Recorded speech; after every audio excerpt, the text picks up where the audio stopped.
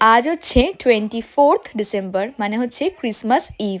তো তাই জন্য আমরা ভাবলাম যে যেহেতু আজকে শানুর অফিসের ছুটি রয়েছে, যাই একটু ঘুরে আসি।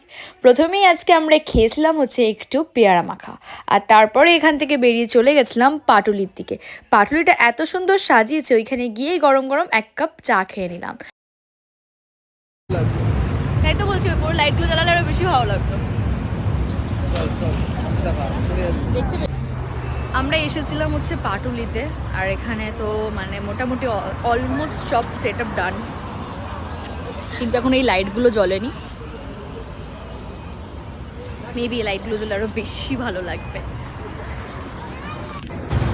সত্যি কথা বলতে গেলে ভীষণই সুন্দর, মানে আমাদের সব ফেস্টিভ্যাল যে এত সুন্দর করে সেলিব্রেট করা হয়, এটাই ভালো লাগে। এটাই হচ্ছে কলকাতার একটা আলাদাই স্পেশালিটি। দেখ এখানে কেউ আসবে, মানে আমি আসবো মেবি। সত্যি কথা বলতে কলকাতায় এত সুন্দর সব ফেস্টিভ্যালকে নিজের মনে করে যে সবাই এত ভালোভাবে সেলিব্রেট করে, এটা দেখতে একটা আলাদাই ভালো লাগে। তারপর আমরা পাটুলি থেকে খেয়েছিলাম একটু ভুট্টা, কারণ এটা আমি খেতে ভীষণ পছন্দ করি। তারপর ওইখান থেকে বেরিয়ে চলে গেলাম কয়েকটা জিনিস কিনতে আয়ুষের জন্য, কারণ এটা হচ্ছে ওর প্রথম ক্রিসমাস। তাই জন্য ওর জন্য কয়েকটা গিফটস নিয়েছিলাম, চকলেটস নিয়েছিলাম, আর এটা নিয়েছিলাম হচ্ছে আমি গড়িয়া থেকে।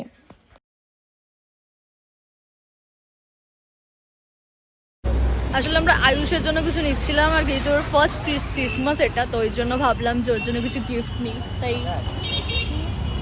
এত এত গিফটস এখানে, তো ওই জন্য ভাবলাম যে এখান দিয়ে ওর জন্য কিছু নিই। বাট আমি জানিও কিছু বুঝবে না এগুলো, তাও। তারপরে শানুও আমাকে এই একটা ছোট্ট সান্টা গিফট করেছিল। অ্যাকচুয়ালি ও যেহেতু রাতে থাকতে পারবে না, তাই জন্য আমাকেও আগামী দিয়ে দিচ্ছে গিফট।